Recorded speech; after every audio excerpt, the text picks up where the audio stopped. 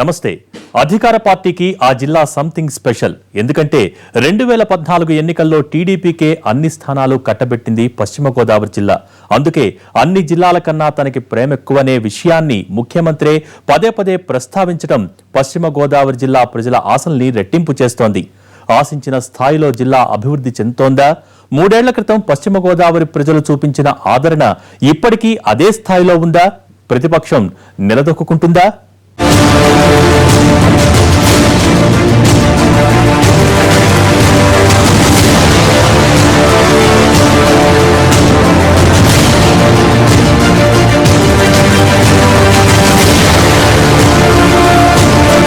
టీడీపీకి తిరుగులేని మెజారిటీ కట్టబెట్టింది పశ్చిమ గోదావరి. సామాజిక సమీకరణాలు తీవ్ర ప్రభావం చూపే పశ్చిమలో టీడీపీకి ఇది అనూహ్య విజయం. ఇంత ఘన విజయాన్ని కట్టబెట్టిన జిల్లాలో అభివృద్ధి పరుగులు తీస్తోందా? ఎన్నికల హామీల్ని సర్కార్ నిలబెట్టుకుందా? పోలవరం అనుకున్న సమయానికి పూర్తవుతుందా? ఆంధ్రప్రదేశ్లో ఏ పార్టీ అధికారంలోకి రావాలన్నా శాసించే జిల్లా పశ్చిమ గోదావరి. ఇక్కడ గత ఎన్నికల్లో తెలుగుదేశం పార్టీ అన్ని స్థానాలను కైవసం చేసుకుంది. ఎన్నికలు జరిగి 3 సంవత్సరాలు జరుగుతున్న సందర్భంలో ఇక్కడ ఏ రాజకీయ పార్టీ పరిస్థితి ఏ విధంగా ఉంది? ప్రతిపక్ష పార్టీ బలం పుంజుకుందా? ఆంధ్రప్రదేశ్కు తలమానికంగా ఉన్నటువంటి పోలవరం ప్రాజెక్టుపై ప్రజలకున్నటువంటి ఆశలేంటి? ఇక్కడి ప్రజాప్రతినిధులు ప్రజలకు దగ్గట్టుగా పనులు నిర్వహిస్తున్నారా?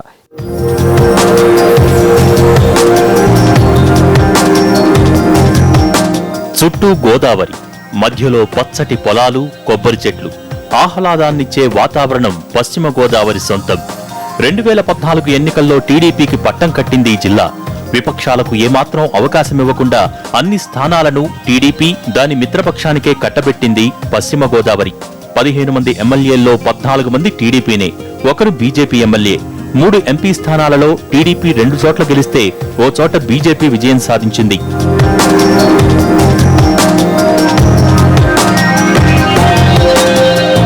పశ్చిమ గోదావరి రాజకీయం వైవిధ్యంగా ఉంటుంది. ఎమ్మెల్యేల గెలుపోటముల్ని కుల సమీకరణాలే నిర్ణయిస్తాయి. భీమవరం, ఏలూరు, నర్సాపురం, పాలకొల్లు, తాడేపల్లిగూడెం, ఉంగుటూరు నియోజకవర్గాలలో కాపులదే హవా. దెందులూరు, నిడదవోలు, తణుకులో కమ్మ సామాజిక వర్గ ఆధిపత్యం కనిపిస్తుంది. ఇక చింతలపూడి, గోపాలపురం, కొవ్వూరుల్లో ఎస్సీల ఓట్లు అధికం. పోలవరంలో ఎస్టీలు, ఆచంట, ఉండిలో బీసీలు రాజకీయాల్ని ప్రభావితం చేస్తుంటారు. ఆంధ్రప్రదేశ్ ప్రజల్లో ఆశలు నింపుతున్న పోలవరం ప్రాజెక్టుతో పశ్చిమ గోదావరి ప్రాధాన్యం మరింత పెరిగింది. పోలవరం ఎప్పటికి పూర్తవుతుంది అనే దానిపైనే అందరి చూపు. అయితే ప్రాజెక్టు పనుల్లో పెద్దగా వేగం కనిపించకపోవడంతో అనుకున్న సమయానికి పోలవరం పూర్తవుతుందా అన్న దానిపై పశ్చిమ గోదావరి ప్రజల్లో అనుమానాలు ఉన్నాయి. 2019కి పూర్తి చేయాలనేది రాష్ట్ర ప్రభుత్వం యొక్క సంకల్పం. రాష్ట్ర ప్రభుత్వం యొక్క పర్యవేక్షణలోనే ఈ పనులు కూడా కొనసాగుతున్నాయి. 19 కాకపోతే ఒక 6 నెలలు అటు ఇటు అయినా ఖచ్చితంగా భారతీయ జనతా పార్టీ ఆధ్వర్యంలో రాష్ట్రంలో పోలవరం ప్రాజెక్టు పూర్తవుతుందనేటువంటి విషయంలో ఎటువంటి సందేహం కూడా లేదు. ప్రాజెక్టు ఖర్చంతా తనదేనని కేంద్రం ముందుకొచ్చినా పోలవరాన్ని పరుగులు పెట్టించాలని రాష్ట్ర ప్రభుత్వం పట్టుదలతో ఉన్నా క్షేత్రస్థాయిలో కొన్ని ఇబ్బందులు ఉన్నాయి. ఇంకా భూసేకరణ జరగాల్సి ఉంది. అనేక ముంపు గ్రామాల్ని ఖాళీ చేయలేదు. పరిహారం విషయంలో ముంపు ప్రాంతాల ప్రజలు తీవ్ర అసంతృప్తితో ఉన్నారు. మామూలుగా వచ్చేసాము. ఎదరోళ్ళకి పయ్యోళ్ళకి ఎంత ఇస్తే మీకు అంత ఇస్తామన్నారు. 2 లక్షలు ఇచ్చారండి, దాంట్లోనే వచ్చాము. మళ్ళీ వచ్చాక రూపాయి పాప అసలు ఏమి ప్యాకేజీ అన్నది అన్నారు కానీ ఇవ్వలేదు. చాలా బాధలు పడుతున్నామండి. ఏమి లేదు, తినడానికి పని లేదు, పాటు లేదు. ఇప్పుడు మాలాటోళ్ళు బలహీనలు అనుకోండి, గబుక్కుని హాస్పిటల్కి వెళ్తా కూడా ఇది లేకుండా అన్నట్టుగా అయిపోయాం. ఇల్లు పోయినాయి. కొన్ని ఇల్లు ఏంటంటే కొన్నిసార్లు ఇల్లులో కారడం అనేది జరుగుతుంది. కొన్ని సరిగ్గా కట్టకపోవడం వల్ల, ఆ కట్టకపోవడం వల్ల సరి చేస్తామని చెప్పారు. ఇప్పుడు దాకా వాటిని ఇంకా సరి చేయలేదు. అక్కడికి వచ్చిన తర్వాత నీట్నెస్ విషయంలో కూడా కొంత ఇబ్బంది అయింది. ఈగలు రావడం ఇంట్లోకి చాలా కష్టంగా. దాన్ని కొంతవరకు ఏదో లోకల్గా ఏదో మందులు తీసుకొచ్చి కొట్టించారు. ఇంక అంతవరకు అలా అయిందన్నమాట. ఇంక ఇక్కడికి వచ్చిన తర్వాత వ్యవసాయ పనులు ఏం లేవు. చుట్టుపక్కల రైతులు అలాంటి పరిస్థితి కూడా లేదు. కాబట్టి మెయిన్గా అయితే కనుక వ్యవసాయ పరంగా కూలి పని చేసుకునే వాళ్ళు చాలా ఇబ్బందులు ఎదుర్కోవాల్సి వస్తుంది. యాక్చువల్గా మేము వచ్చి దాదాపుగా 1 year అవుతుంది. లాస్ట్ మే మంత్లో ఫోర్స్ఫుల్గా ఊళ్ళోకి వచ్చేసి ఈ మధ్యలో కొంతమంది దళారులు పెట్టుకుని వాళ్ళకి కమిషన్లు ఇచ్చి కొంతమంది దగ్గర డబ్బులు తీసుకుని రాని వాళ్ళకి ఇప్పిస్తామని చెప్పి అలా అబద్ధాలు చెప్పి ఒక గ్రూపులు కింద తయారు చేసి గ్రూప్ వైజ్గా లేపేస్తారండి. ఊరిని ఖాళీ చేయించేస్తారు. ఇక్కడ వచ్చిన తర్వాత నానా కష్టాలండి. సామాన్యులకైతే భయంకరమైన, చదువుకున్న మాకు కూడా ఇంటి దగ్గరే ఉంటున్నాం. వచ్చిన దగ్గర నుంచి నేను అక్కడ ప్రైవేట్ స్కూల్లో టీచర్గా చేసేవాడిని. ఇక్కడ వచ్చిన తర్వాత మాకు అక్కడ అలవాటు అయిపోయి అక్కడ చేసేవాళ్ళు. ఇప్పుడు వచ్చిన తర్వాత నిరుద్యోగంగా చాలామంది నిరుద్యోగులు నాలాంటి వాళ్ళు చాలామంది ఉన్నారు. పట్టిసీమ ప్రాజెక్టుతో పశ్చిమకు కొత్త శోభ వచ్చింది. ప్రణాళికాబద్ధంగా అనుకున్న సమయానికి పూర్తయిన పట్టిసీమ రైతుల్లో ఆశలు నింపింది. పోలవరం ప్రాజెక్టు కూడా అడ్డంకులన్నీ తొలగిపోయి త్వరగా పూర్తయితే తమకెంతో మేలు జరుగుతుందని పశ్చిమ గోదావరి రైతాంగం ఆశగా ఎదురుచూస్తోంది. సెంట్రల్ గవర్నమెంట్ పర్యవేక్షణలో ఉంది, డబ్బు బాగా వస్తుంది, చేయాలనే కాంక్ష ముఖ్యమంత్రి గారికి కనపడుతుంది. ప్రజలు కూడా అదే కోరుకుంటున్నారు సార్. ఇప్పుడు పోలవరం పూర్తయితే సుభిక్షంగా ఉంటుంది ఆంధ్రప్రదేశ్, అన్నపూర్ణ అనిపించుకుంటుంది అనేది ఒక భావన ఉంది రైతుల్లో. చింతలపూడి ఎత్తిపోతల పథకం విషయంలోనూ కొన్ని ఇబ్బందులు ఉన్నాయి. ఇక జిల్లాలో కొల్లేరు వివాదాస్పద అంశంగా మారింది. గత ప్రభుత్వాలు 5వ కాంటూరుకు పెంచడంతో అనేక సమస్యలు తలెత్తాయి. కొల్లేరుని 3వ కాంటూరుకు తగ్గించి సాగుకు అవకాశం కల్పించాలనే డిమాండ్ కొన్నేళ్లుగా ఉంది. అధికారంలో ఉన్న టీడీపీతో పాటు గతంలో పాలించిన పార్టీలు కాంటూరును తగ్గిస్తామన్న హామీని మేనిఫెస్టోల్లో చేర్చినా అది కార్యరూపం దాల్చలేదు.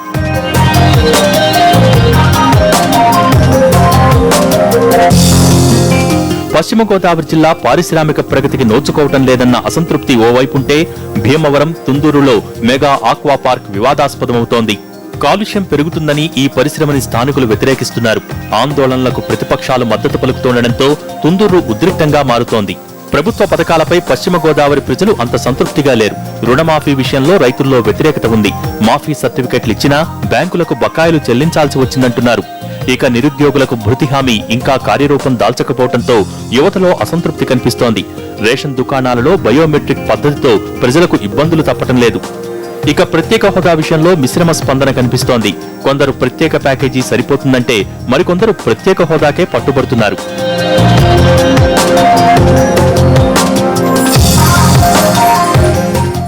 పశ్చిమ గోదావరిలో ప్రతిపక్షానికి సింగిల్ సీటు దక్కనీయలేదు టీడీపీ. మరి 3 ఏళ్ల కిందటి చరిష్మాని ఆ పార్టీ కాపాడుకుందా? చేజేతులా ప్రతిపక్షానికి కొన్ని చోట్ల ఛాన్స్ ఇస్తోందా? నేతల్లోని అసంతృప్తి సమస్యలు కొని తెస్తుందా? ముచ్చటగా 3 మంత్రులతో పశ్చిమ గోదావరి జిల్లా రాజకీయం ఎలా ఉండబోతోంది?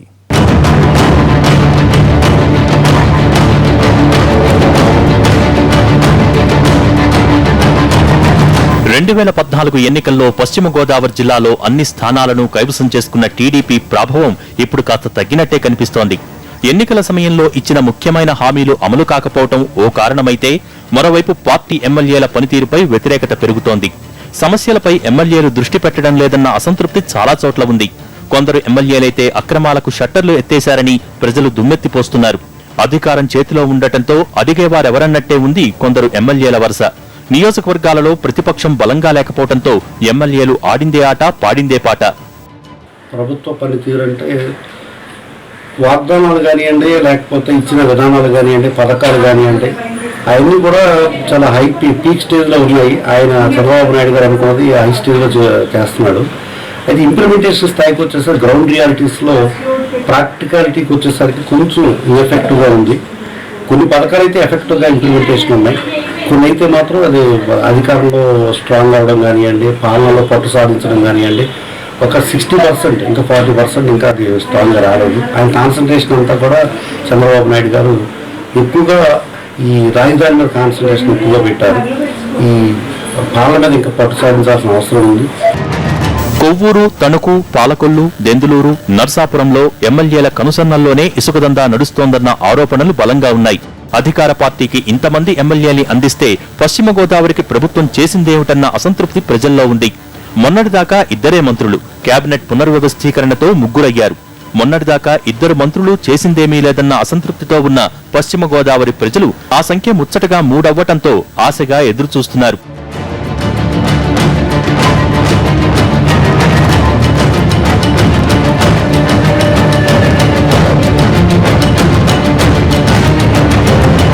మంత్రివర్గ పునర్వ్యవస్థీకరణలో జిల్లా మంత్రి పీతల సుజాతపై వేటుపడింది. మొదట్నుంచి ఊహించినట్టే సుజాతని కేబినెట్ నుంచి తప్పించినా కొత్తగా 2 మంత్రివర్గంలోకి తీసుకున్నారు. మంత్రిగా ఉన్న మాణిక్యాలరావుకు తోడు ఆచంట ఎమ్మెల్యే పితాని సత్యనారాయణ, కొవ్వూరు ఎమ్మెల్యే జవహర్లను కొత్తగా మంత్రివర్గంలోకి తీసుకోవటం అనూహ్య పరిణామం. మంత్రి పదవులపై ఆశలు పెట్టుకున్న కొందరు నేతలకు ఇది మింగుడు పడటం లేదు. గత ఎన్నికలలో టీడీపీకి అండగా ఉన్న బీజేపీ, జనసేన శ్రేణులు ఇప్పుడు అంటీముట్టనట్టు ఉంటున్నాయి. వచ్చే ఎన్నికల దాకా ఇదే పరిస్థితి ఉంటే ఇబ్బంది తప్పదన్న చర్చ జరుగుతోంది. అయితే పశ్చిమలో పార్టీకి ఎదురే లేదని, అభివృద్ధి కార్యక్రమాలే తమకు శ్రీరామరక్ష అంటున్నారు టీడీపీ నేతలు. ప్రజలందరికీ కూడా ఇక్కడందరికీ కూడా మాకు సాధ్యమైనంత వరకు కూడా అందరినీ కూడా కలుపుకుని వెళ్ళేలాగానే ప్రయత్నిస్తా ఉన్నాం. ఈ రానున్న 2 సంవత్సరాల్లో కూడా ఏదైతే మేము 1-2 రంగాలు కూడా పూర్తిగా తొలగించడానికి మేము కృషి చేయడమే కాకుండా మరి క్రితం ఎన్నికల కన్నా మరి డబల్ త్రిబుల్ మెజార్టీతో గెలిపించే మరి అటువంటి ఏర్పాట్లో భాగంగా మేము పనిచేస్తా ఉన్నాం. అధికార పార్టీ నేతలు అంతా బాగుందనుకుంటున్నా జిల్లా టీడీపీలో మాత్రం వర్గపోరు తీవ్రంగా ఉంది. మొన్నటిదాకా మంత్రి పీతల సుజాత, ఎంపీ మాగంటి బాబు మధ్య ఆధిపత్య పోరు నడిచింది. ఇప్పుడు పీతలను మంత్రి పదవి నుంచి తప్పించడంతో పరిణామాలు ఎలా ఉంటాయోనన్న చర్చ జరుగుతోంది. ఇక విపక్ష పార్టీ వైసీపీ ఈ 3 ఏళ్లలో పెద్దగా పుంజుకున్నదేమీ లేదు. 5-6 నియోజకవర్గాలు మినహాయిస్తే మిగిలిన చోట్ల బలమైన ఇన్ఛార్జీలు లేకపోవటం ఆ పార్టీకి మైనస్ పాయింట్. జిల్లా పార్టీ అధ్యక్షుల్ని తరచూ మారుస్తూ మరింత గందరగోళంలో పడుతోంది వైసీపీ. అధినాయకత్వం ఇప్పుడిప్పుడే జిల్లాపై దృష్టి పెట్టడంతో పార్టీ శ్రేణుల్లో కాస్త ఉత్సాహం కనిపిస్తోంది. జిల్లా నేత ఆళ్ల కాళీకృష్ణకు ఎమ్మెల్సీ పదవిచ్చారు.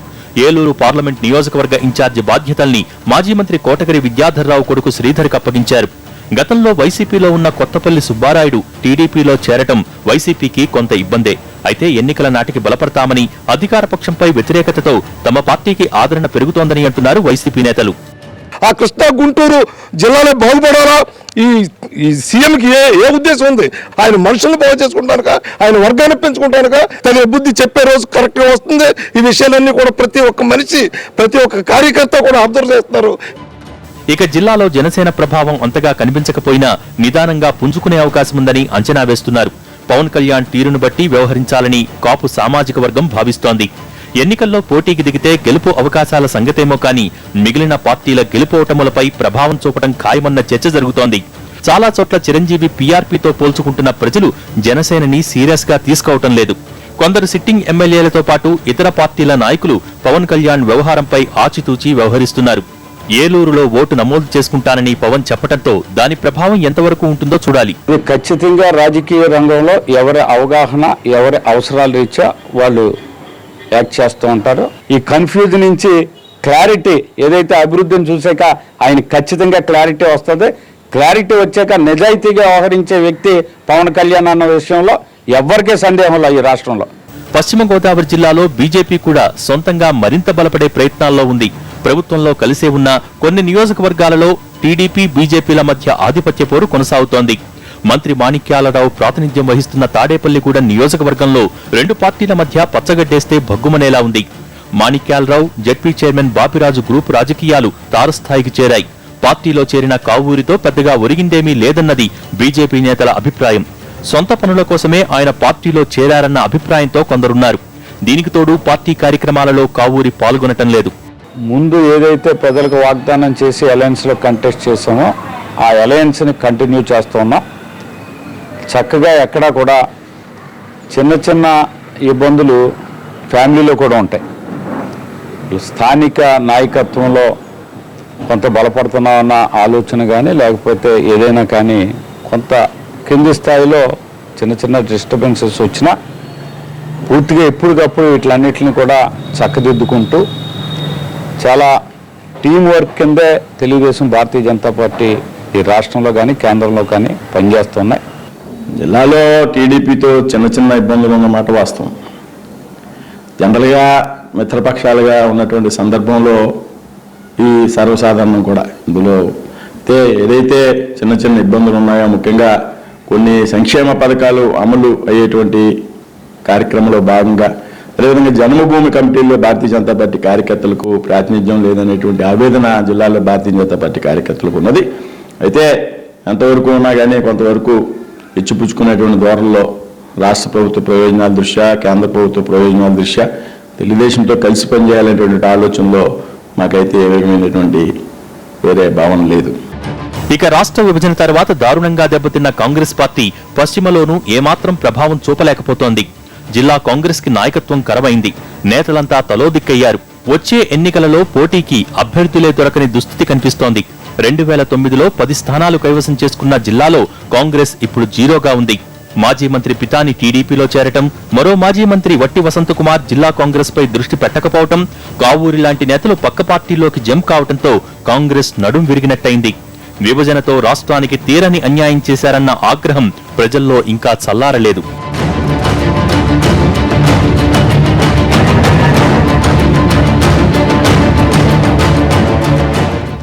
నియోజకవర్గాల్లో ఎమ్మెల్యేలు ప్రజల్ని మెప్పించగలిగారా? వచ్చే ఎన్నికల్లో గెలిచే సత్తా వాళ్లకుందా? ప్రతిపక్షానికి చుక్కలు చూపిస్తున్నది ఎవరు? సొంత నియోజకవర్గాల్లో స్వలాభం చూసుకుంటున్నది ఎవరు? ముగ్గురు మంత్రుల జిల్లాలో అధికార పార్టీ ఎమ్మెల్యేల పనితీరు ఎలా ఉంది?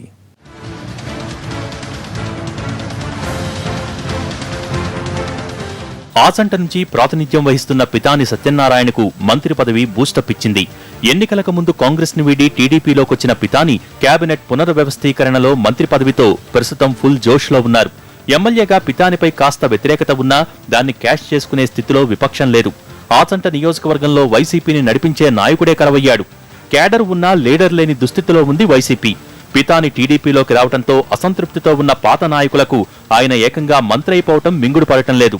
ఇప్పుడు పనితీరు విషయంలో పేదాన సత్యనారాయణ గారికి ఎటువంటి డోకా లేదండి. అభివృద్ధి కార్యక్రమాలన్నీ బాగా చేస్తున్నారు. ప్రతిదాన్ని విజయవంతంగా నడిపిస్తున్నారు.